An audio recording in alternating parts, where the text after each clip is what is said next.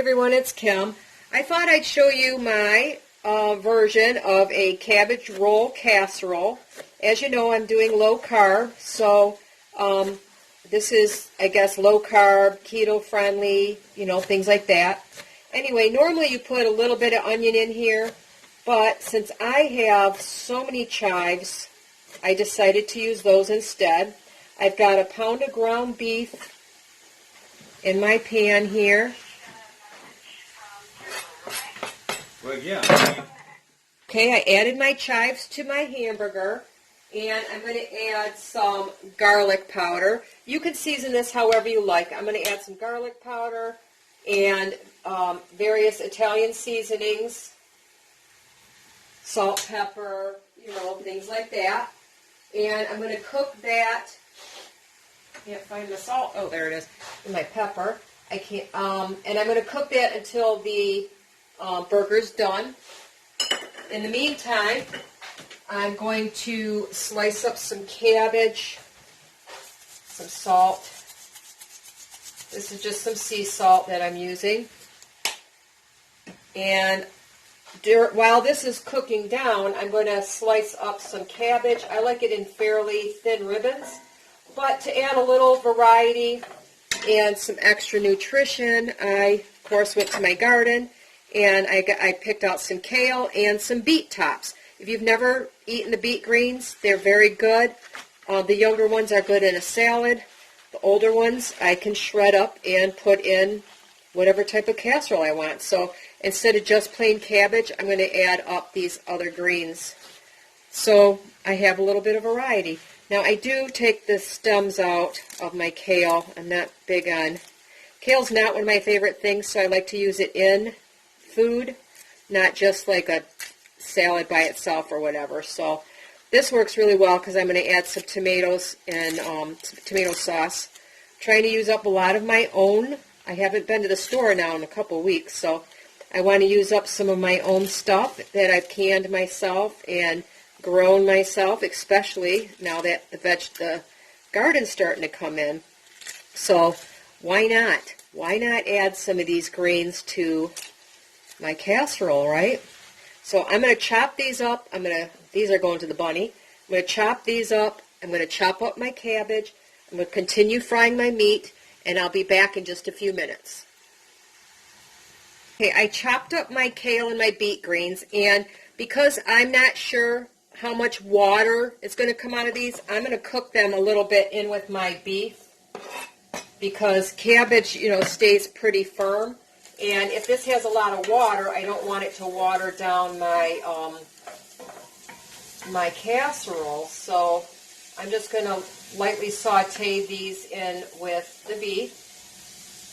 And then I'm going to take this is my home canned sauce here. I'm going to put about half of this jar in there. So right now, it smells so good. Still smells like fresh tomatoes. Okay, and I'm just going to give that a stir. I'm going to cook that for a minute.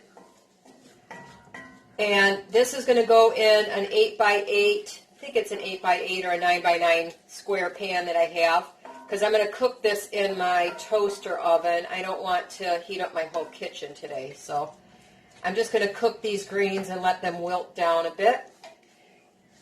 Need to shred my cabbage yet, and I need to make the sauce I'm going to put over top, which I'll tell you in just a minute. Okay, I put my cabbage into the casserole pan that I'm going to use. Now this was half of a kind of a small head. It wasn't really big, but cabbage does cook down, so you need more than you think you do. And I have the other half of the jar of my tomato sauce. To that, I'm going to add some apple cider vinegar. I have a 1/4 cup apple cider vinegar, and I'm going to add another 1/4 cup. Okay, yeah, it's not going to be the traditional heavy tomato sauce because on keto, your tomatoes have a lot of natural sugars in them. The next thing I'm going to add is some sugar-free ketchup. Again, I'm going to add a couple of tablespoons. It's going to be less than a quarter cup. So that's about 3 tablespoons there. That's going to add some more tomato flavor. And to balance off a little bit of that tartness, I'm going to grab a little bit of artificial sweetener, as soon as I can find it here. And I'm just going to use a tablespoon of that. I'm using, today I'm going to use this Swerve Confectioners just because it's what's handy. If you have the granular stuff, you can use that. You can use stevia, whatever. And that's going to, it kind of makes it more of a sweet and sour sauce, not, sort of, kind of, I could say that. Usually when, like my grandmothers would make it, it was a heavy tomato-based sauce, but we don't want to use a whole lot of tomatoes. I mean, this is enough to really add a bit. I'm going to put that in my jar, and I'm just going to shake it up. And now, see, it's not as thick as what you would get, from a straight tomato sauce, but it's going to taste good. Anyway, now I'm going to take my burger. I did slightly drain off some of the grease. On keto, you can technically eat it all. I just don't like things that are real greasy. Just not my taste. I'd rather eat it in like cheese or something like that. My fats or butter. And I'm just going to layer this on top of my cabbage because I want all that goodness to soak down into my cabbage. Then I'm going to pour my sauce on top.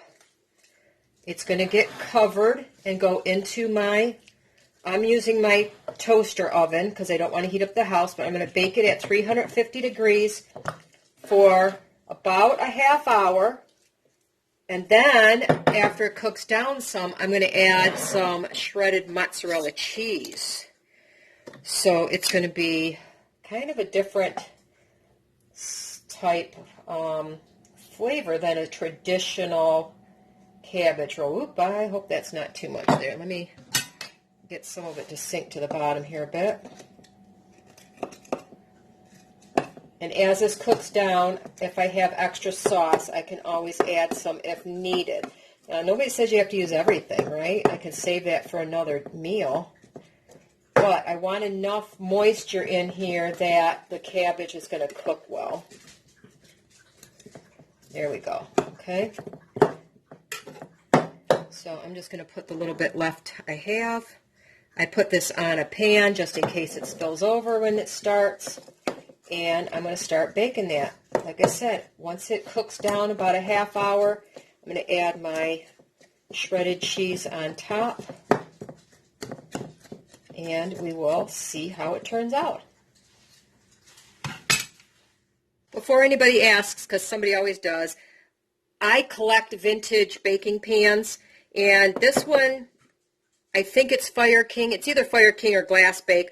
But I get them at the thrift store for a couple of dollars, and I really love the different patterns on them. So just in case, this is not something you can run to the store and find. It's just one of my collection. Right, my cabbage casserole is done. I did stir it up because I wanted to make sure that the cabbage was cooked. It took an hour in my toaster oven, which I'm not so sure how, precise it is, at 350 degrees, but it is really good.